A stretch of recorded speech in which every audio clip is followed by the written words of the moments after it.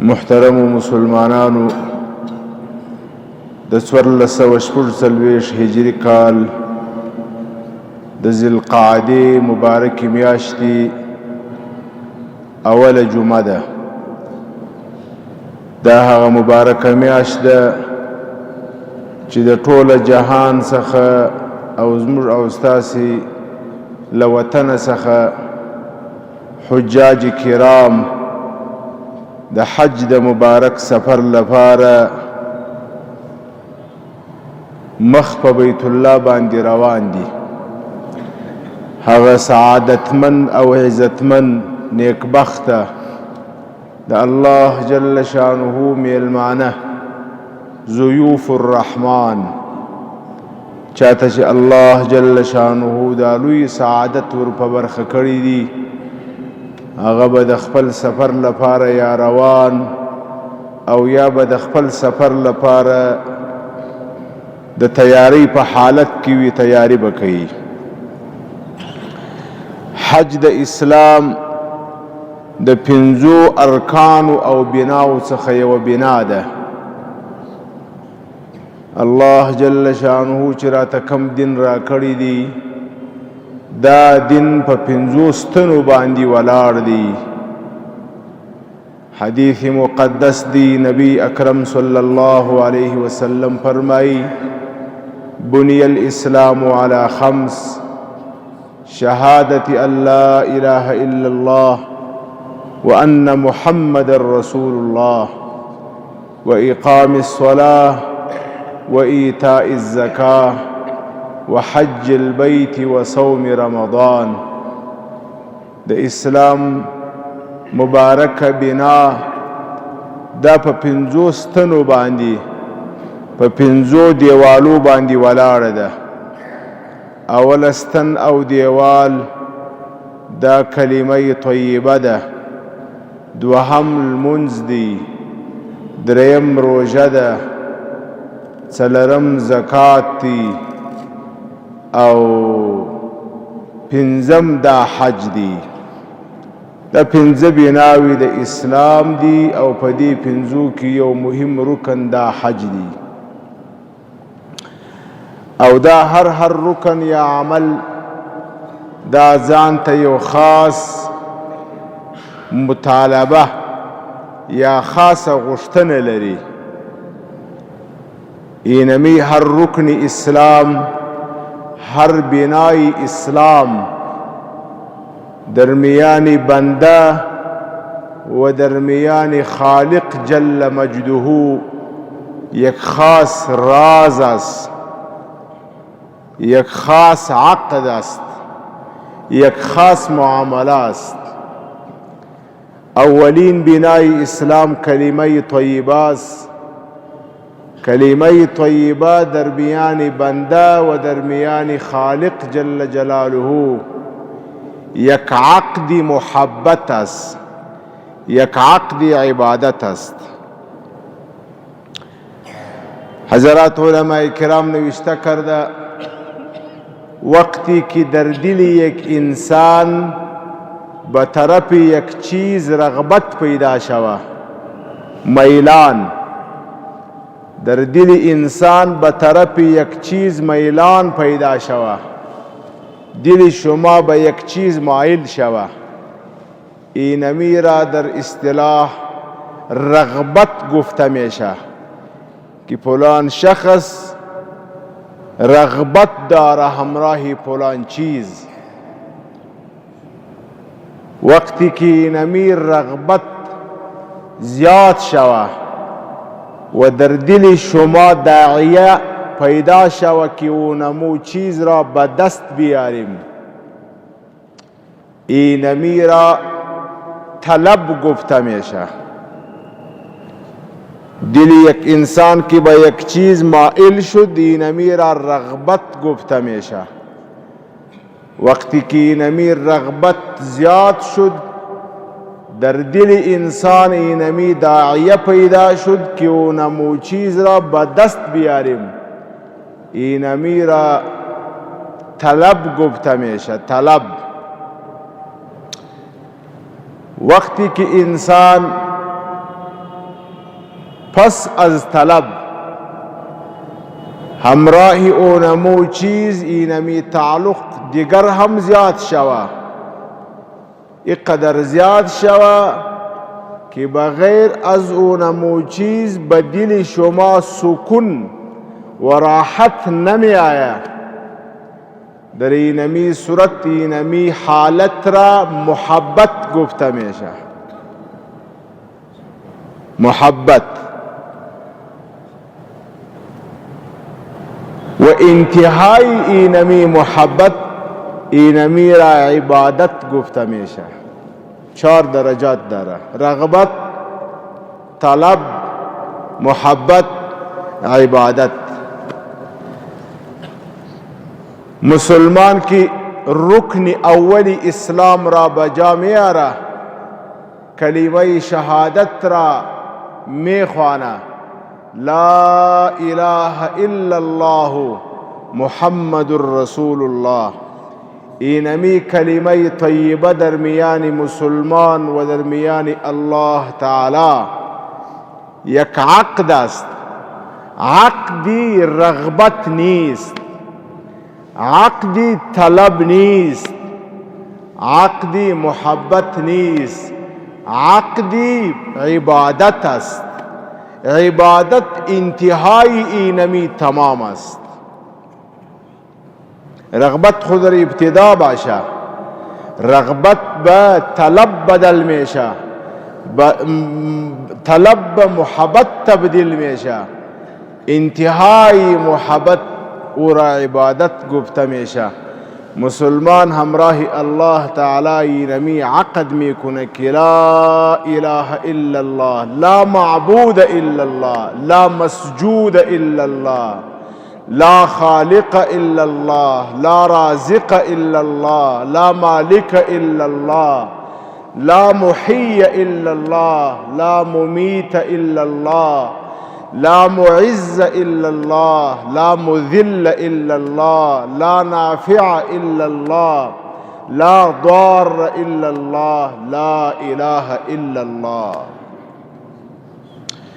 مسلمان د الله جل شانه سره په دې کلمه طیبه کې د دې راز د الله جل شانه سره دا عقد کول دي. یا رب زما د محبت انتها، زما د رغبت انتها، زما د طلب انتها دا به یوازې او یوازې ستا ذات وي. چې کله مؤمن و الله جل شانه ته د هغه د معبودیت گواهی ورکي، الله جل شانه بیا و دې بنده ته خپل هغه اعلی مهمان خانه جنت ورکي. همدا وجه ده چې پر د کافر سره الله جل شانه هیڅ قسم جوړه نه کوي، هیڅ قسم. ان الله لا يغفر ان يشرك به ويغفر ما دون ذلك لمن يشاء. الله جل شانه و مشرک و کافر ته هیڅ قسم عفو نه کوي. د دې څخه سوا پر هر قسم گناه باندې الله جل شانه د بنده سره سولې ته تیار دی. سیدنا یوسف علیه السلام اعلان وکړي چې هر څوک محتاج وي هغه به راځي، دومره قدر به د هغه سره کومک کیږي. شرایط یې ورته کښېښول لکه نن زمانه کې چې یو څوک د یو چا سره کومک کوي نو د هغه لپاره شرط دا دی چې دا کاغذات به ورسره وي، دا ترتیب به وي، بیا به د هغه سره کومک. یو کس رالی هغه وویل چې زه بغیر له هر قانونه، بغیر له هر اصله زه غنم غواړم. خازن چې کم خزانهدار و هغه ورته وایي چې موږ خدای اجازه نه لرو، ته که فوق العاده شی غواړې د فوق العاده دپاره بیا ته ولاړ سه، خپله د یوسف علیه السلام سره ووینه چې هغه تا ته څه وایي. دا کس ولاړ یوسف علیه السلام ته وایي وایي ما ته غنم، زه هیڅ نه راوړم، نه هیڅ لرم، بس ما ته غنم. یوسف علیه السلام نبی و رحمدله ووایي ده ته یې ورکوي. دی وایي دغومره نور غواړم. وایي نو ته ولې سرزوري کوې؟ وایي نه غواړم یې. وایي ولې کوي؟ وایي دغومره نور هم غواړم. یوسف علیه السلام وایي نه کېږي. دا کس ورته وایي وایي زه هغه څوک یم که مې تا ته خپل ځان وښوي غنم به هم راکې دوغومره نور به هم راکې تر کوره به هم راته سره ورسوې بلکې د خپلې خزانې دروازه به راته خلاصه کړې یوسف علیه السلام حیران سو چې ته کم څوک یې چې ما ته وایې چې داسې حالت مې دی که مې خبر کړلې په خپل حالت باندې یا په خپل تعارف مې درته وکړي د خزانې دروازه به درته خلاصه کړم لږ ځان ناتوشه یم هغه کس ورته وایي وایي زه هغه هلک یم هغه ماشوم یم کله چې پر تا باندې زلیخا په مصر کې تهمت ولګوي چې یوسف نعوذ بالله بدعملي کړې د زما سره زنا نو یو ماشوم په زانګو کې پروت و هغه ماشوم ګواهي ورکړله چې یوسف علیه السلام دا کار نه دی کړی غلطي په یوسف کې نه ده غلطي په زلیخا کې ده زه هغه ماشوم یم اوس ځوان سوی یم یوسف علیه السلام چې کله دا خبره واورېدله امر یې وکړي چې وده ته د خزانې دروازه خلاصه کړي چې څه غواړي او څومره غواړي ورته ورې کړي او خپل عسکرو ته امر وکړي چې د ده سره یې تر کوره پورې ورسوي او امر یې وکړي چې هر وخت دی راځي زما د دربار دروازه به ورته خلاصوي دی به دلته بې اجازې راځي الله جل شانه سیدنا یوسف علیه السلام ته وحی راواستول ول یوسفه ول دې سړي ستا لپاره یوه ګواهي ورکړې وه ته بنده یې د خزانې دروازه دې ورته خلاصه کړل زه رب الارباب یم زه د ټوله کائناتو رب یم زما بنده چې زما لپاره ګواهي ورکړي زما د معبودیت زما د خالقیت او مالکیت ته ګواه اوسه پر ما باندې چې زه به هغه ته د مځکې و د اسمان دروازې خلاصوم تاسې ټول ووایاست الحمدلله چې موږ او تاسو ته الله جل شانه دا مبارکه کلمه نصیب کړې ده دوهم رکن د ارکانو څخه د اسلام هغه لمونځ دی لمونځ دا د الله جل شانه او د بنده په مابینځ کې یو بل راز دی په دې کې بنده وخپل رب جل شانه ته د عاجزي د تضرع د احترام او د عزت ټول شکلونه او صورتونه پیښوي په دنیا کې چې یو څوک و یو چا ته احترام کوي نو کله یو څوک د یو چا د احترام لپاره لاس په نامه باندې دریږي په لمانځه کې لمونځ ګزاره د خپل رب جل شانه په حضور کې په قیام او ولاړه کې لاس په نامه باندې وي سترګې لاندې او ټیټې وي لاسونه په نامه باندې په یو خاص انداز او خاص ترتیب باندې ولاړ وي کله یو څوک د یو چا د احترام او د عزت دپاره خپل سر کښته کوي په لمانځه کې لمونځ ګزاره د لوی رب جل جلاله لپاره په رکوع کې سر کښته کوي کله یو څوک د یو چا د عزت او احترام لپاره سر د هغه په پښو کې غورځوي سر په مځکه باندې ږدي په لمانځه کې لمونځ ګزاره دا د خپل خالق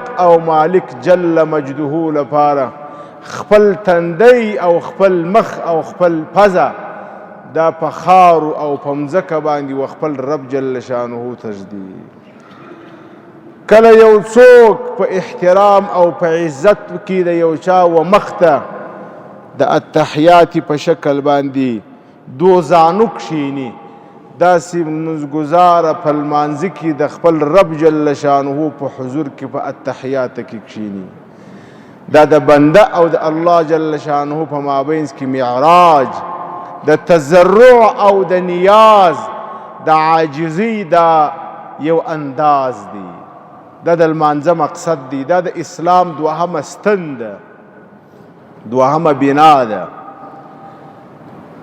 درېیمه بنا د اسلام دا زکات دی کله چې مسلمان مالدار سي الله جل شانه مال ورکي مال نصاب ته ورسیږي او بیا په دې باندې یو کال دی تجارت وکړي نو کېدی سي دا مال چې هم ډېر دی او هم یو کال دی په مشغوله سو کېدی سي چې دا مسلمان د دې مال په وجه باندې کاروبار دی تجارت دی کېدی سي چې د دې تجارت په وجه باندې مسلمان په بعضې حالاتو کې د غفلت شکار سي د الله جل شانه څخه غافل سي زړه د دنیا سره ونشلی د دنیا محبت یې زړه کې راسي الله جل شانه به اینمی مسلمان یکسوم حکم متوجه کرد و رمورا زکات گفت همیشه در زکات محور چی است راز در اینمی بنا و در اینمی حکم چی است خذ من اموالهم صدقة تطهرهم وتزكيهم بها وصل عليهم ان صلاتك سكن لهم مقصد در زکات چی است تطهیر و تزکیه بسبب زکات دل مسلمان از محبت دنیا پاک میشه یک بسبب زکات مال مسلمان پاک میشه دو اینمی زکات هم پاکی جان و دل است اینمی زکات هم پاکی مال مسلمان است به اینمی سبب کسی کی زکات نمیتا در روز قیامت اینمی مال بری اونمو مسلمان در شکل آتش در شکل مار پیش میشه و بر اینمی مسلمان عذاب جور میشه لہذا مقصود در زکات پاکی و تطهیر است خذ من اموالهم صدقه از اینمی مسلمانان زکات قبول کنی بسبب ادای زکات دل اونها پاک میشه از محبت مال اونها پاک میشه از اونمو چیزها که در سلسله تجارت در اینمی مال کدام کدورات آمده مال از اینمی پاک میشه چهارم بنای اسلام حج است سلرم بنا د اسلام حج ده در حج چی مقصود است مقصود حج تربیت ملت است تربیت ملت اسلامیه است به تربیت بابای ملت ما و شما تمام به ملت سیدنا ابراهیم علیه السلام هستیم ملت ابیکم ابراهیم هو سماكم المسلمين من قبل وفي هذا ليكون الرسول شهيدا عليكم وتكونوا شهداء على الناس او تاسو د سیدنا ابراهیم علیه السلام په ملت باندې مکه مکرمه او حج دا ټول د سیدنا ابراهیم علیه السلام او د هغه د خاندان یادګار دی الله جل شانه موږ او تاسې په کال کې په زندگی کې یو ځلې غواړي مسلمان د پاره د دې چې د سیدنا ابراهیم علیه السلام د کورنۍ او د هغو له قربانۍ سره اشنا سو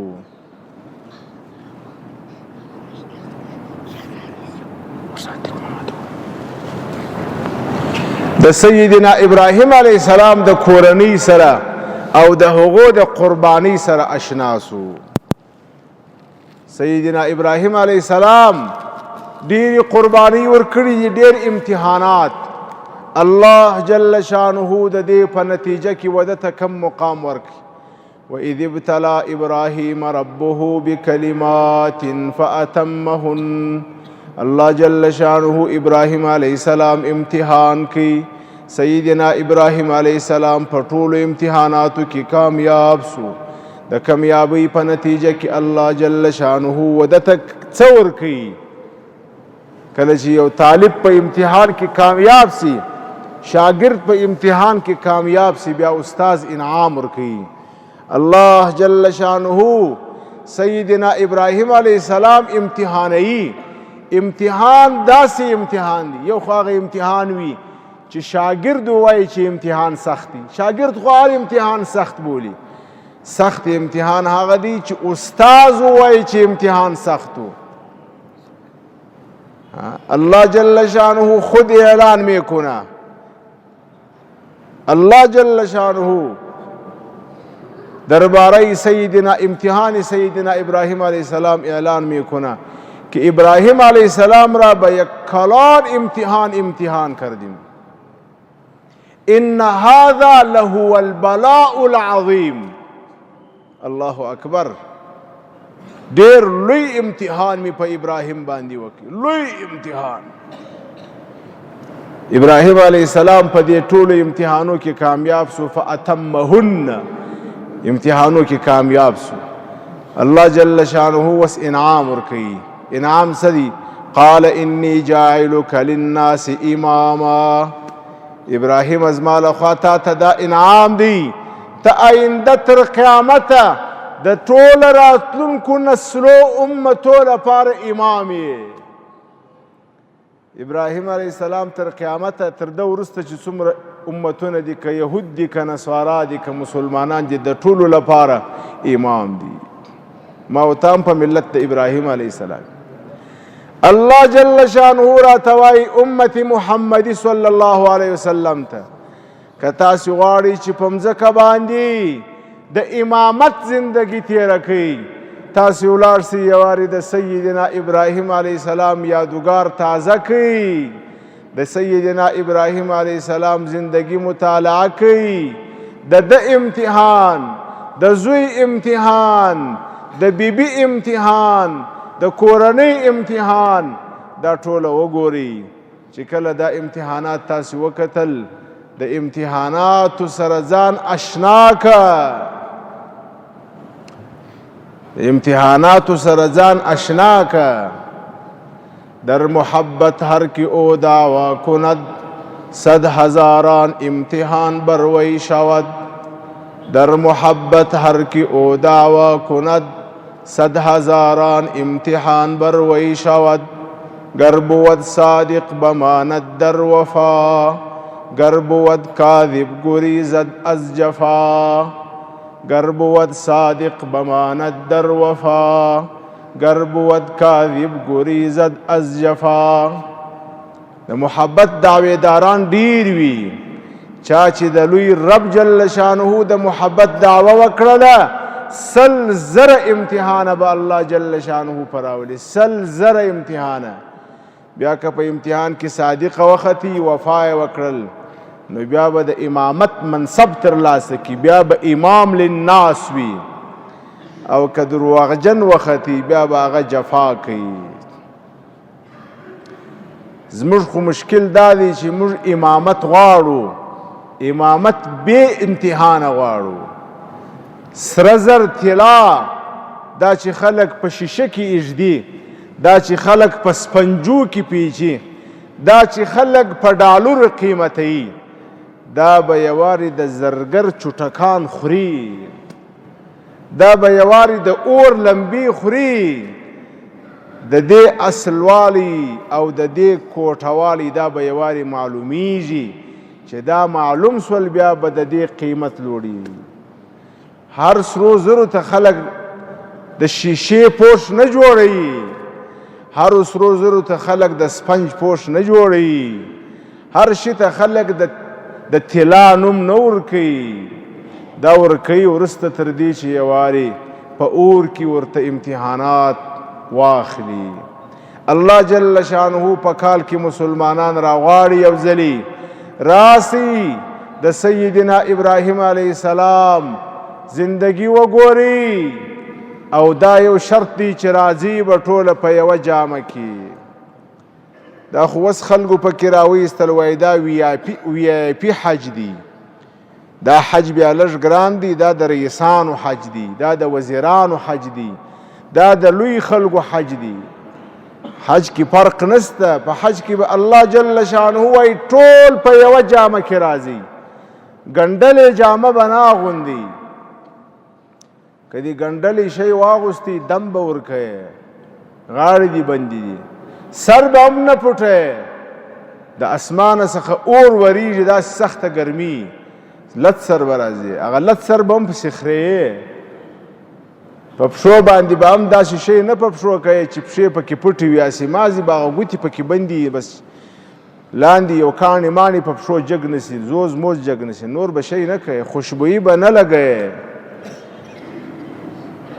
خوشبویي به نه لګوي، داسې به نه راځي لکه واده ته چې را روان یې، داسې به راځي لکه قبرستان ته چې روان یې، په کفني شکل کې به راځي، کفني لباس، هر څه به د ځانه څه پرېږدي. فمن فرض فیهن الحج فلا رفث ولا فسوق ولا جدال فی الحج. د خپله کوروالا که در سره وه هم چې په حج کې در سره یي، د کورنۍ زندګۍ خبرې به لا نور سره کوي، د ازدواجي زندګۍ خبرې لا بندې دي، عمل بند دي، تعلق د کورنۍ تعلق بند دي. د ځانه څخه بدار نور ټوله نسبتونه ختموي چې زه پلانکی یم، زه پلانکی خیل یم، زه پلانکی زی یم. ولا جدال فی الحج. هلته به دې څوک په سر خیږي، څوک به دې په لاس خیږي، 15 لکه انسانان دي، څوک به دې په پښو خیږي، جنگ منگ به نه کوي. وَإِذِ ابْتَلَىٰ إِبْرَاهِيمَ رَبُّهُ بِكَلِمَاتٍ فَأَتَمَّهُنَّ. از ابراهیم علیه السلام امتحان گرفتیم. چطور امتحان گرفتی یا الله؟ الله جل شانه میگوید بیا از هر منطقه و از هر علاقه یک شخص دو خو بیایی اونجا، اونمو مناظر را اونجا به چشم خود ببینی. چطور امتحان گرفتیم؟ درباره اولاد چطور امتحان، درباره زن چطور امتحان، درباره خانه، درباره وطن، اونمو امتحانات ابراهیم علیه السلام داد. پس به ابراهیم علیه السلام امامت انسانیت تا قیامت دادم، امامت انسانیت تا قیامت دادم. و نسل انبیاء، سلسله انبیاء در نسل ابراهیم علیه السلام جاری کردیم. تمام انبیاء علیه السلام که پس از ابراهیم علیه السلام آمده در اینمی نسل مبارک آمده. انبیاء بنی اسرائیل باشه یا انبیاء بنی اسماعیل باشه. ما و شما خو امامت میخواهیم ولی به امتحان تیار نیستیم، به امتحان حاضر نیستیم. اگر این قدر مشکل آمد برای دور کردن این قدر مشکل، ما بر تمام شریعت و دین هم معامله میکنیم. ما حاضر هستیم از حکومت خود خواست میکنیم. اگر در طاقت ما نبود، کم از کم اینمی خو میتوانیم که در مقابل حکومت خود در فیسبوک و در اکس و در دیگر چیز نوشته کنیم که اینمی پالیسی حکومت غلط است، اینمی حکم غلط است. آل زمانه حدود نیست، آل زمانه تطبیق شریعت نیست، آل زمانه هیچ چیز نیست. ما در کدام حالت هستیم، ما در کدام زمانه هستیم. اینمی امر بالمعروف چی است و اینمی پلان چی است و اینمی پلان چی است. و بابا چی شده، چه مشکل آمد؟ ما و شما خو اراده داریم که امامت تمام انسانیت کنیم. این قدر مشکل آمد، ما و شما حاضر شدیم که بر تمام دین معامله کنیم، از تمام دین رو بگردانیم، حکم شریعت را بر دیگرها ذبح کنیم، از سنت نبی اکرم صلی الله علیه و سلم از شریعت رو گردانی کنیم بر مردم. پس اروپا خفه میشه، امریکا خفه میشه، دنیا تعامل نمیکنه. فلان دنیا کی است؟ معامله ما همراه دنیاست یا همراه خالق دنیاست؟ ما را وجود کی داده؟ دنیا داده یا خالق دنیا داده؟ رزق کی میته؟ دنیا میته یا خالق دنیا میته؟ اینمی مردم که از این جامعه را به بیت الله، اینمی یک رسم نیست و برادرها، اینمی رسم نیست که فقط آل نامی و کندل است. یک دو ماه پس که آمد نام او اجی کندل شد. اینمی بس در نام او اجی زیاد شد. برای اینمی یک لفظی حاجی اینمی مصارف مردم نمیکنه و بعضی مردم فکر میکنه که فقط اینمی بری ثواب است. نماز صبح را که خواندی پس از نماز صبح در اونجا بشینی تا طلوع شمس، تا طلوع آفتاب. وقتی که طلوع آفتاب شد 2 رکعت نماز اشراق را بخوانی. حدیث شریف است که الله جل شانه به اینمی مسلمان ثواب یک حج و عمره میده. اگر بری ثواب باشه خو اینمی 2 رکعت کافی است. پس چرا 2 لاک و 3 لاک افغانی مصرف میکنیم، از اینجا تا اونجا 40 روز سفر میکنیم؟ چی ضرورت؟ اینمی یک فریضه است، یک رکن اسلام است، در اینمی یک درس است. و مردم که از اینجا میره اونجا پس که میآیه چی میگوه؟ اونجا اینطور بسیار خوب در حرم شریف بسیار خوب کولرام نصب کرده بود، اینطور خوب انتظامات کرده بود، اینطور خوب آب و هوا بود، اینطور خوب پلان بود، اینطور خوب زمزم بود. نی، از اونجا اینمی حالات امتحانات ابراهیم علیه السلام، امتحانات سیدنا اسماعیل علیه السلام، امتحانات سیدنا هاجر رضی الله عنها را بیاری که اونمو وطن معال دیدیم 4000 سال پیش در اینمی منطقه سیدنا ابراهیم علیه السلام، هاجر رضی الله عنها، اسماعیل علیه السلام در اینجا قربانی داده و الله جل شانه در نتیجه اینمی قربانی به اونها امامت داد. خالی امامت نه، تر قیامت پر الله جل شانه د دې اعمال د دې کردار پر امت باندې لازم کړل، فرض یې کړل. سیدنا ابراهیم علیه السلام کم امتحانونه ورکړل. که ژوندو پر روانه جمعه کې که ژوندو ان شاء الله پر دې باندې به موږ او تاسو بیا خبره کوو. الله جل شانه دې موږ او تاسو ته د خپل بابا سیدنا ابراهیم علیه السلام اتباع را نصیب کړي. وآخر دعوانا ان الحمد لله رب العالمين.